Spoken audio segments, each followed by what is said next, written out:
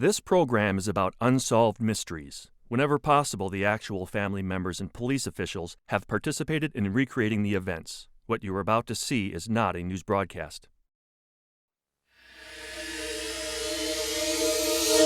Tonight, a special Unsolved Mysteries report. Mysteries of alien beings. Who are they and where do they come from? Are they real or imagined?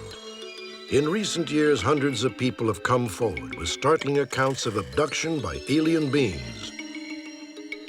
Even though the descriptions are strikingly similar, there is no hard evidence that such beings actually exist. For many abductees, the memories are triggered by a vivid dream.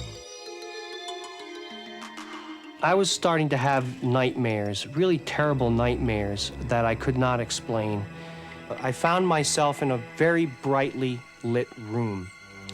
I had no idea where I was or why I was there. To my left, I could see my brother Jim, Chuck Rack, and Charlie Foltz sitting on some type of bench, and they were all naked. And while I'm trying to figure this out, I notice this figure, or a dark, shadowy type figure, emerging from this light, this bright light in front of me. It wasn't like other nightmares where you have just some strange, dumb dream or something, and you forget about it the next day. This would stick with me for days and days. It was like I couldn't think about anything else. I couldn't function. It was horrible. Not so long ago, it seemed inconceivable that aliens and UFOs had become the topics of everyday conversation. Yet a recent poll revealed that nearly half of all Americans now believe that UFOs are real. In the next hour, a new, in-depth look at what may be the most remarkable phenomenon of our age. We'll take you to Area 51, a top-secret military installation tucked away in the remote Nevada desert. You'll meet a man who claims that he worked near Area 51 and witnessed the test flight of an alien spacecraft. For almost 50 years, the so-called Roswell incident has fascinated and confounded UFO researchers. Tonight, in an exclusive update, a new eyewitness account suggests that the Army did in fact recover the bodies of alien beings in 1947. And the fantastic saga of the Allagash 4, 4 young men who claim that they were abducted by aliens during a camping trip in the Maine wilderness. Their chilling story may seem unbelievable, but more and more people have become convinced that such accounts are based in fact, not fiction.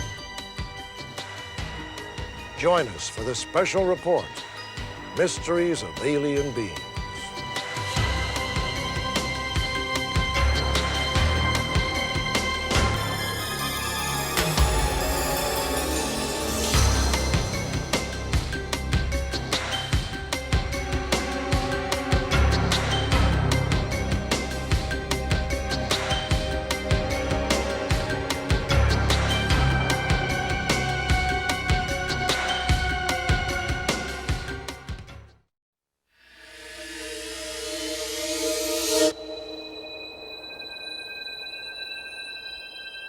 It scared us. We didn't know what it was or didn't know what to think about it. Just like dumbfounded us. We were just like in awe.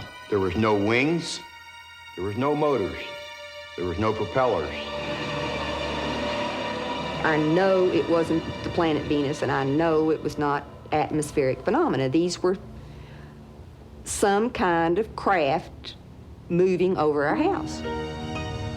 I noticed 2 cigarette-like shape things with the hump in the middle.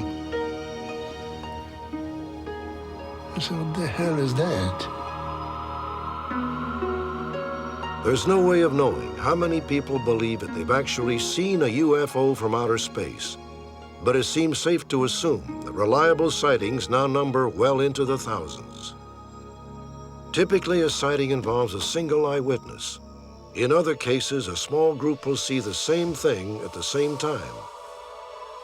In the most dramatic episodes, an entire community will report seeing the same object in the sky for weeks, months, or even years. That is exactly what happened over New York's Hudson Valley between 1983 and 1986.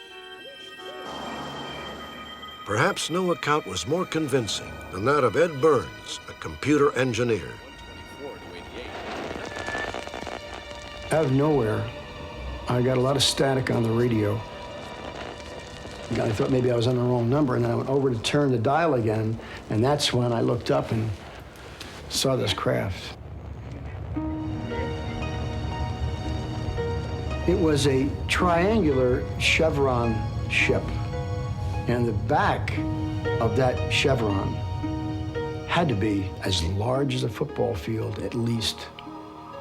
It was one solid piece of a chevron shape. The wedge-shaped chevron object, described by many Hudson Valley eyewitnesses, was no stranger to UFO historians.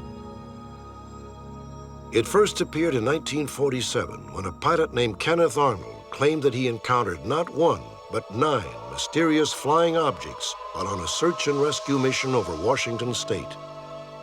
When a headline writer tried to describe what Arnold saw, he coined the phrase flying saucer and helped launch the modern era of UFOs. Soon people all over the country were reporting UFO sightings. But by the early 1950s, the Air Force had reached the conclusion, the correct conclusion in my opinion, that all UFO reports were explainable in down-to-earth, prosaic terms. But some of the more impressive encounters could not be explained. When a wave of UFOs swarmed over the small town of Lubbock, Texas in 1951, a college student named Carl Hart Jr. took a remarkable series of photographs. Incredibly, more than 30 years later, the same V-shaped lights were described by many of the Hudson Valley eyewitnesses. Are the striking similarities a coincidence, wishful thinking, or perhaps part of an unmistakable pattern that stretches back hundreds of years? There are many things that happened in the distant past that we are never going to understand fully. In fact, when you go into history and into folklore, you get intriguing accounts of odd phenomena seen in the sky. This antique German woodcut depicts a, quote, frightful spectacle that occurred in Nuremberg in 1561. Could it be that the random chaos of lights and symbols depicted here is the same phenomenon that was photographed in the skies over Canada in 1974, more than 400 years later? This Renaissance painting of Madonna and Child seems perfectly normal. However, closer inspection reveals a strange craft hovering in the background, with an earthbound observer witnessing the event. For many historians, comparisons between past and present suggest that UFOs are not restricted to the modern age. Strange globes seen over Basel, Switzerland in 1566. A photograph taken in Salem, Massachusetts, 1952. A French token minted in the 1680s seems to show the underside of a circular object floating in the sky. Could it be the same object described during the 1980s by a group of American airmen stationed in England? It seems amazing to scientists that if you take all these UFO reports at face value, that all the visitors have somehow managed to clean up after themselves perfectly. How come we have never had any picnic garbage? We've never had a leftover calling card, a shred of clothing, a piece of the spaceship, some of their motor oil dripping on the ground, nothing which could then be tested in our laboratories and clearly established as alien. But many researchers believe the government does have proof of alien contact and has had it since 1947, when this startling headline appeared in the Roswell, New Mexico Daily Record. The story began with a violent storm on July 2nd, 1947.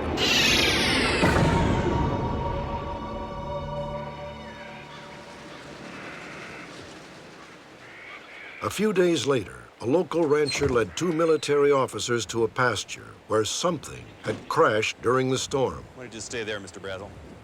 Lieutenant? Major Jesse Marcel Sr., an intelligence officer and combat pilot, was unable to identify the debris. Years after this incident happened, we would talk privately among ourselves about what the possibilities of this, what this thing was. And I feel that I know that we came to the conclusion that it was not of earthly origin. Jesse Marcel Jr. was 11 years old at the time and vividly remembers a night his father brought pieces of the wreckage home. He is one of the few people still living that claims to have handled the debris. Where'd you find all this stuff? Marcel recalls that the most remarkable fragment was a short piece of I-beam covered with strange symbols and embossed markings. It's like some kind of hieroglyphics. This writing could be described as like hieroglyphics, Egyptian-type hieroglyphics, but not really. The symbols that were in the I-beams were more of a geometric type configuration in various designs. It had a violet purple type color and was actually an embossed part of the metal itself.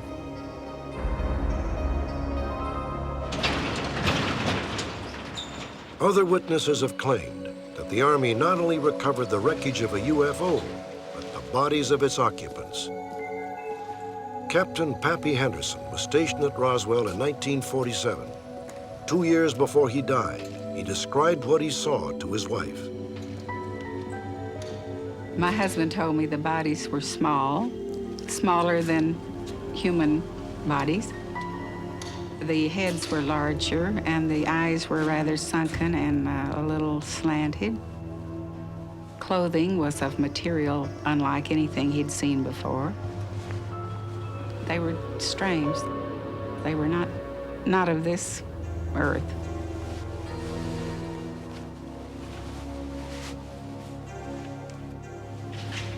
When my husband, who was a man of truth, who was trusted with 29 different Army aircraft planes, first pilot, aircraft commander, tells me this story, I believed him.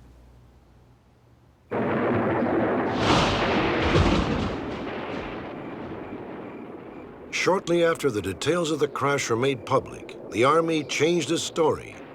They admitted to making a grave mistake and announced that the flying saucer wreckage was, in fact, debris from a downed weather balloon.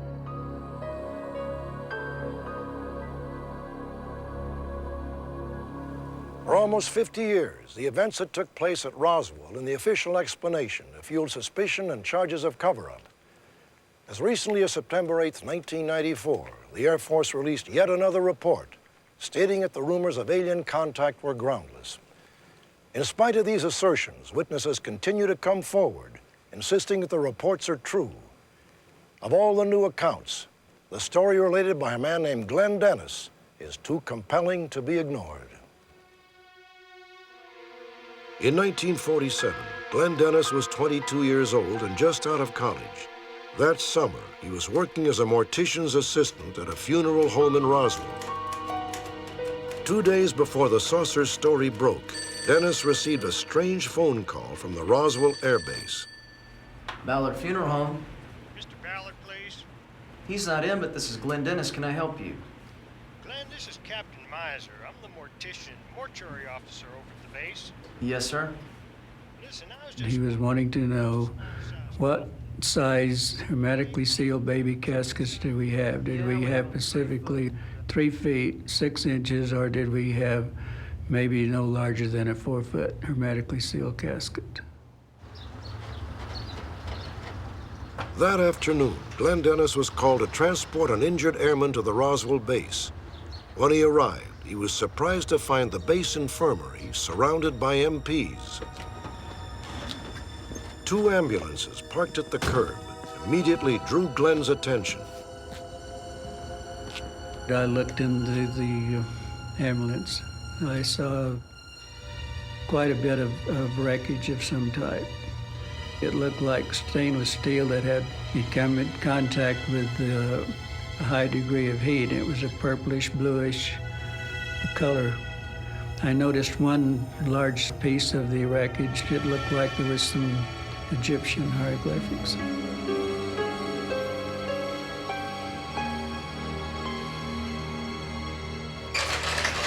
Sergeant, seal off that corridor. The confusion at that day that I was out there was so great that I don't think anyone really knew what the other man was doing. And I don't think they even knew each other. I think they were brought in from different military bases or whatever. Sir, is there anything you want me to do?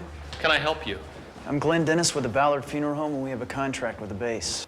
Well, this area is off limits today. Yeah, but there was a crash outside. Do you want me to go back and get ready or anything? Son, this is an off-limits area today. You're not allowed in here. Sergeant, escort this man back to the funeral home. 2 MPs came up and said, "Sir, we have to escort you back to your mortuary." Hold it right there. Bring that man back here.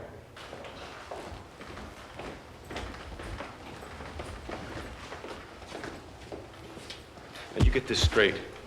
When you get back to town, you didn't hear anything and you didn't see anything because nothing happened here. Do you understand me? That's not true. I just saw a crash outside. Nothing happened. You can't tell me what to do. I'm a civilian. Oh, really? And that's when he said, "Look, mister, somebody will be picking your bones out of the sand if you go start a lot of rumors." You got me? Get him out of here.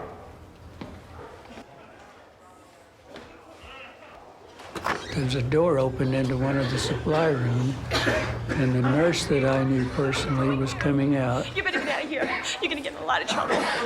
Get him out of here! Something very drastically was wrong at the base. Close that door! Naturally, I, was curious and mad and couldn't believe what was happening. So the first person I thought of was to contact a nurse to see what she might know, and could she bring me up to date on what was going on. As Glenn Dennis was being escorted from the Roswell infirmary by 2 MPs, a group of doctors stumbled out of a storeroom overcome by noxious fumes. With them was a nurse who Glenn recognized. You're gonna get in a lot of trouble. Get him out of here! Hoping to find an explanation for the strange events at the base, Glenn Dennis asked the nurse if she would meet with him. You have to promise me that you will not mention my name. The next day, the nurse agreed, on the condition that Glenn never reveal her identity. Yesterday, I went into the supply room to pick up some bandages. And there were 2 officers there who ordered me to take notes during this. What she said that she saw, that they were doing a partial autopsy. And there were these 2 old hospital gurneys with these 2 little crash bags on top. There was a crash bag that was open, and there was 2 very mutilated, very small bodies. But they weren't children. I'd never seen anything like that. And then one of the officers had these long forceps. They turned a hand over that had been severed, and they were explaining that it was a very fragile hand, only 4 fingers. Let me draw it for you. Like an arm with 4 fingers with little suction cups. The head was very large, the eyes were set back. They didn't have the earlobes or anything. There was like 2 canals, like 2 ear canals. There was only 2 orifices where the nose. The mouth, she explained, and what she said she wrote down was only like an inch slit.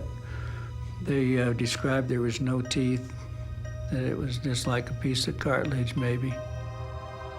Then they opened the next bag, and there was a whole creature in there that wasn't mutilated. It was just horrible. I'd never seen anything like that in my life. In all, the nurse claimed to have seen 3 bodies. She was adamant that none of them was earthly in origin.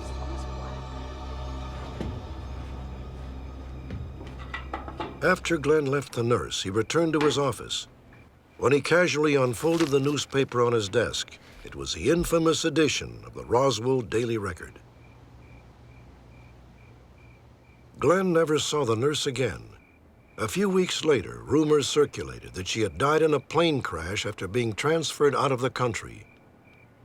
To this day, Glenn Dennis remains convinced that the details of her story are true. There had to be some type of a body present. There had to be something there. I don't think the nurse lied about it because I don't think she knew how to lie in the first place. And I just think something happened very unusual, and I doubt very seriously if the world will ever know what happened. I'm absolutely convinced that the Roswell events crystallized government secrecy about UFOs. I think Roswell became important to the military because, possibly for the first time, they actually could get their hands on the remains of a flying saucer. They had the debris. They had bodies. They had possibly the remains of a propulsion unit. This was an unprecedented opportunity. 600 miles west of Roswell, somewhere in the midst of the vast Nevada desert, is a top-secret military installation. It's been called the Ranch, the Funny Farm, Dreamland, Groom Lake, and most commonly, Area 51. It doesn't appear on any map, and although it can be seen with the naked eye from an adjoining ridge, the Air Force insists that Area 51 does not exist. It's been there since the 1960s, and it's a site where extremely advanced aviation technology is tested, usually under cover of darkness. Some of these objects actually look like what people have reported as UFOs. This amateur video was shot near Area 51 using a special digital zoom lens. Skeptics say the strange lights seen here and in other videos are experimental military aircraft, but others remain convinced that they are in reality the test flights of alien spacecraft. The only thing I was told is that I was going to be working on an advanced propulsion system. Bob Lazar says he worked for 6 months at a secret installation near Area 51. Something different than a jet or a rocket, something different than a propeller, which I thought was fantastic. That was exactly what I was interested in. I had no idea that this was of extraterrestrial origin. As astonishing as it may seem, Bob Lazar claims that the United States government is in possession of alien spacecraft. One of them, nicknamed the Sport Model, measures 52.8 feet in diameter. Lazar claims he witnessed a test flight in March of 1989. The flight of the disc was short. The bottom of the disc itself glowed a very faint blue. As it rose to about 20 or 30 feet, the sound dissipated and it was completely silent and hung silently in the air, which was quite a sight for something that size. It moved very slowly over to the left, very slowly over to the right, and then sat back down. It was very uneventful. Well, as uneventful as a flying saucer test could be. While some charge that Bob Lazar is a fraud and lacks scientific credentials, others maintain that his story is essentially true. In the 5 years I've been working on this, I've accumulated approximately 24 other witnesses who will corroborate the story. People who worked at Groom Lake and Area 51 in the 50s, 60s, 70s, and 80s, all of whom have different bits and pieces that would tend to corroborate. People who have seen the flying discs, people who have worked at the base and watched the tests, people that have been told by the superior officers that these things came from somewhere else. When Unsolved Mysteries asked the Air Force about Area 51, they refused to acknowledge its existence. Bob Lazar believes that the shroud of official secrecy is hiding much more than alien spacecraft. I did have the opportunity to view autopsy photos, and when they were taken, I couldn't even guess. They were black and white. The being was dead. It was only an upper chest photograph of the being. Its chest was cut in a T fashion with the skin pulled back, and what was removed was one large organ. I think the situation has become more complex as the years have passed, since there seems to be the possibility that we're dealing not just with one species of extraterrestrial, but possibly several who may have several motives. Any discussion of the possible motives of extraterrestrials who may be visiting the Earth is purely speculative. We have no way of knowing. But if UFO reports are taken literally, they certainly do suggest that we are dealing with a technological civilization. In other words, a civilization with an advanced scientific knowledge. You don't get advanced scientific knowledge without a great degree of curiosity. I would expect that an extraterrestrial civilization would visit the Earth for exactly the same reason we visit the remote outposts of our own planet, to learn things.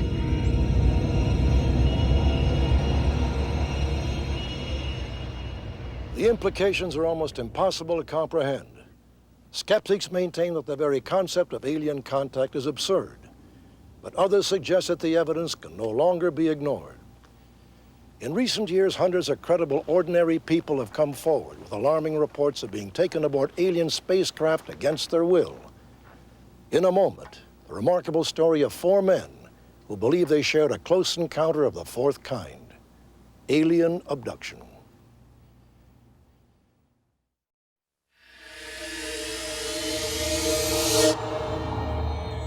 I was starting to have nightmares, really terrible nightmares that I could not explain. I found myself in a very brightly lit room. I had no idea where I was or why I was there.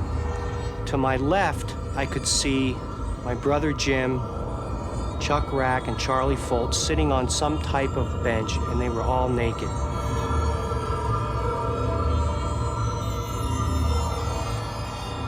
I was wondering why they weren't helping me, because I felt like I was in danger. And while I'm trying to figure this out, I notice this figure, or a dark, shadowy type figure, emerging from this light, this bright light in front of me. I would wake up sweating and breathing heavily and just in a state of terror and shock. Are you okay, Jack? For years, Jack Weiner told no one about the nightmares except his wife, Mary. Then in late 1988, Jack's twin brother, Jim, confessed that he was being haunted by the same disturbing nightmares. They started happening more and more often, and they seemed to be becoming more and more real in terms of what I was remembering about these things. There were always certain elements of the dream that were the same, some type of creature, and being helpless, being violated was a feeling I often woke up with. It was a real surprise to find out that Jim was having identical dreams, because I didn't want to talk about my dreams except to Mary. And then when I found out he was having them, it was like, wow, something is going on here, but we just couldn't put our fingers on it. In every dream, the twins were with Charlie Foltz and Chuck Rack, 2 friends he had met in art school. The twins began to wonder if their nightmares could be connected to a bizarre experience the 4 men had shared 12 years earlier during a camping trip in Maine. In August of 1976, Charlie, Chuck, Jack, and Jim spent 2 weeks along the Allagash Wilderness Waterway. The Allagash covers thousands of acres in the northernmost part of the state. One of the area's most prominent features is a mountain named by the Abenaki Indians. They called it Katahdin. To them, it is a sacred place. On the second night out, Jim noticed a bright object in the sky. It's right over there. It was just floating above the treetops. It didn't seem to be moving in any direction. And I looked at it through the binoculars for maybe 15 seconds, 30 seconds, and it suddenly just winked out from the outside edges inward. It's gone. Where is it? I mean, it literally just went like that, and it was gone. Very strange, wasn't it? I thought maybe it was a weather balloon or perhaps a helicopter that had just turned a light off that was flying over, but there was something about this thing that left me with an odd feeling that wasn't quite right, but I really didn't dwell on it. Oh. Well, let's get that tent up. The men continued through the Allagash wilderness. On the 4th day, they decided to try some night fishing. They built a bonfire to mark their campsite. You guys still want to give me a hand with this fire? That far north at night, it is pitch black, and we had a nice, good-sized fire going. Not too large that it would get out of control and burn the forest, but it was borderline. You know, it was a fairly good fire that would have lasted 4 hours bare minimum. And then we struck out onto the lake just as it was getting dark. Chuck Rack was the first to realize they weren't alone. I had a feeling that there was someone staring at me from behind me.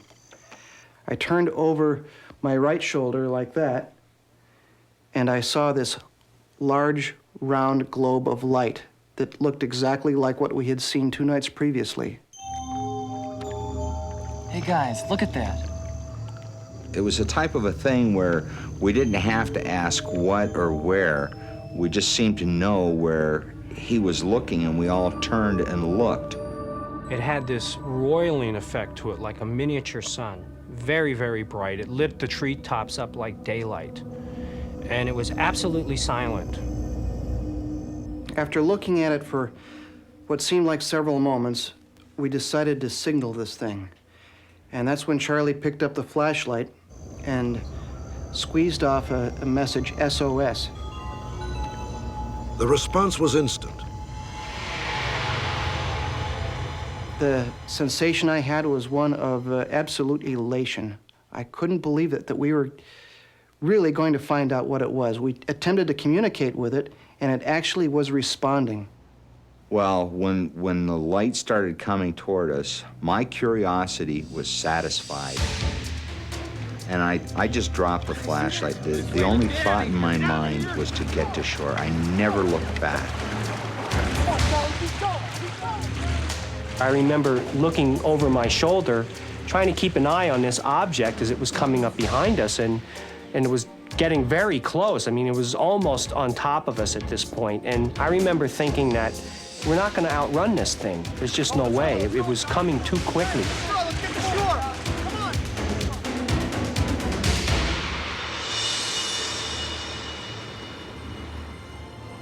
The next memory any of the men had was being back on shore, staring up at the bright object as though posing for a portrait. I remember thinking, my God, I could pick up a stone and bounce it off the side of this thing. That's how close it was. I picked up the flashlight again and flashed at it a second time. This time there was no response from it. It seemed to just drift away from us. As it was moving up, it seemed to implode somehow. And it shrank. And then all of a sudden, at a higher level, it reappeared again. And then all of a sudden, it just streaked away. Very, very fast, and within a few seconds, it was like a star, just another light in the sky. I remember stepping out of the canoe and going up to the campsite, and I remember there was no panic. People seemed to be very relaxed. Hey guys, what do you want to do about this fire? It's out. All the men agreed that they were out on the lake for less than 20 minutes. The huge bonfire should have blazed bright for hours, yet inexplicably, only coals remained. Let's just go to bed. We don't want to rebuild the fire. The unusual thing is that we didn't stay up for hours and discuss this thing, which is what you would think, 4 young guys on a camping trip would do. And we just seemed very fatigued, and we just wanted to go to bed. The next morning, we got up and got our camp together and paddled to the next campsite. The men spent another 10 days in the Allagash wilderness, but never again saw the bizarre light. As the years went by, they told friends and family about the UFO, but no one really believed them. The men could hardly believe it themselves. Then the nightmares began for Jim and Jack Weiner. Finally, Jim contacted UFO researcher Ray Fowler for help. Come on in, I want you to meet someone. Fowler suggested the Allagash Four undergo hypnosis with a trained hypnotherapist to recover details of the sighting. Fowler has since written a book about the case called the Allagash Abductions. From the beginning, Ray Fowler suspected the men had been abducted by a UFO, but did not tell them. One by one, they underwent hypnosis. They all promised not to tell each other about what they recalled until all the sessions were complete. Each of the men, Jim Weiner, Chuck Rack, Jack Weiner, and Charlie Foltz, describe what appears to be a classic abduction experience.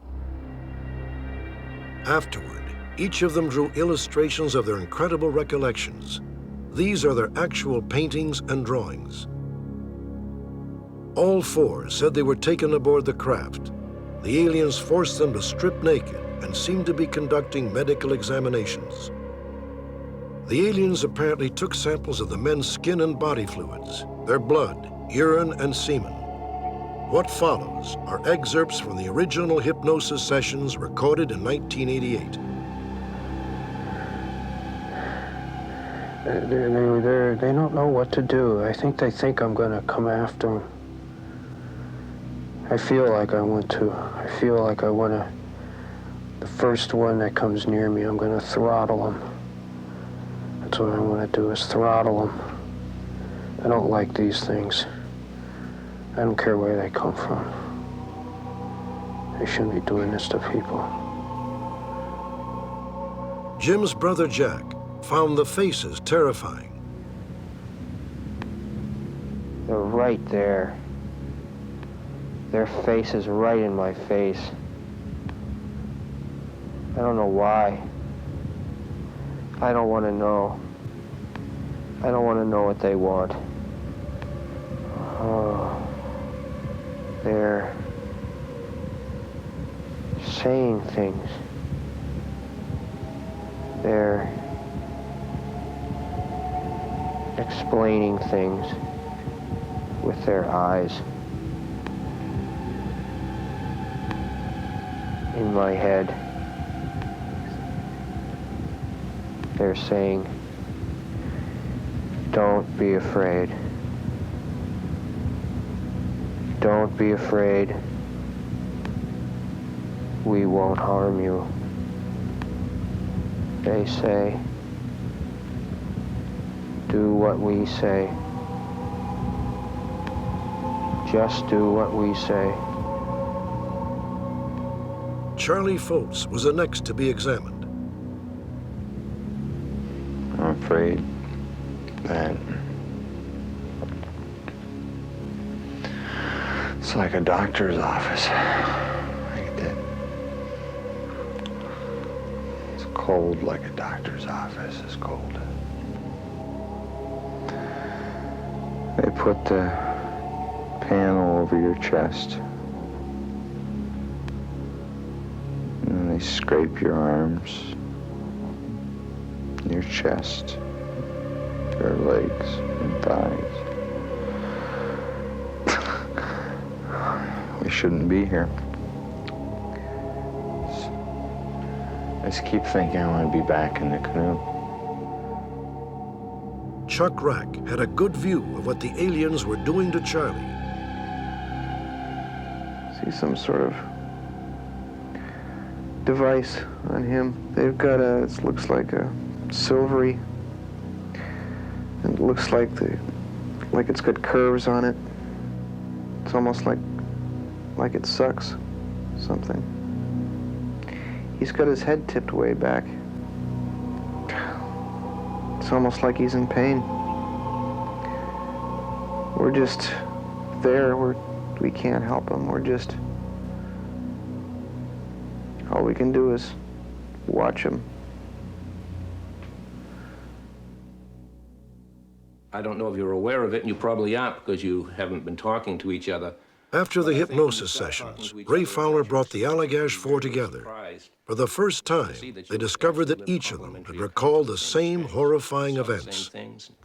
We were amazed that Jack would say something about how he remembered the light, or Chuck Rack would say something that he remembered, or Charlie would say, and we'd sit there my God, that's exactly what we remembered. One person would pause to take a breath, and the next person would pick up, and you knew what they were going to say. You knew what they were going to say. And when they paused for breath, you could continue. It was just amazing to come to the realizations that all these things were really true and that they really had meaning. And it was also kind of nice to know that I wasn't going insane having these nightmares, that they were, in fact, real memories of an event that did happen. Ultimately, each of the Allagash 4 took polygraph tests and passed easily. It is clear that they believe their memories are real. To skeptics, however, stories of alien abduction do not stand up to scrutiny. Some suggest that images from the popular culture, like these scenes from the 1953 science fiction movie Invaders from Mars, may be the inspiration for memories of alien abduction. Some of the stories that you hear about abductions are right out of the films. I mean, almost verbatim. Dr. William Cohn is a clinical psychologist who specializes in the study of repressed memory and hypnotic therapy. It's media-driven. It's cyclical. You get some good cases on TV. People hear about them. They think they may have had the same thing happen. It sort of feeds upon itself. Usually these are people who have no interest in abductions, have not read about it, are even unfamiliar with the nature of the beings, and are shocked and astounded when they hear someone else has had these experiences as well, or that there is material in the media about it. My experience of what's going on is the investigators have a very clear-cut agenda about what they're looking for. So if you get somebody that's doing UFO abduction research, this is a person that generally has already decided that UFO abductions are real, that thousands of people are having them. They have a symptom list, and if you come in the door with those symptoms, then you must have been abducted. It really doesn't work like that. The person comes because they've heard that I'm open to listen to something which other therapists or other mental health professionals have not been able to listen to. They're highly doubtful. They don't want this to be true. This is not a club anyone wants to belong to. If you were to tell somebody 40 years ago that they would be able to see on an invention called a television set, which didn't exist, a meteorite crashing into a planet that they can now watch at home, that's a reality check, folks. And yet, 40 years ago, that's science fiction. This happened. If you believe it, that's all right. If you don't believe it, I don't care. I don't care, because it did. When the Greek philosopher Aristotle first suggested that the world was round, skeptics dismissed it as fantasy. When Copernicus theorized that the sun, not the earth, was the center of our solar system, many considered it heresy. When Jules Verne wrote that a human being would someday travel to the moon, science rejected it as pure fiction. Perhaps the day will come when our beliefs about the existence of UFOs and alien encounters will undergo a similar transformation. We have these two camps, the scientists searching for life among the stars, and the UFO believers thinking that they've already landed. I think in both cases we share the dream. The dream is that we're not alone in the universe, that we have, if not brothers and sisters, perhaps cousins out among the stars. Publicly, the scientific community remains skeptical. Privately, however, they are working to achieve contact. NASA anticipates that within the next decade, the Voyager 1 space probe will become the first human artifact ever to leave our solar system. On board is a message in a bottle that has been dropped into the vastness of space. As the Secretary General of the United Nations, an organization of 147 member states who represent almost all of the human inhabitants of the planet Earth, I send greetings on behalf of the people of our planet.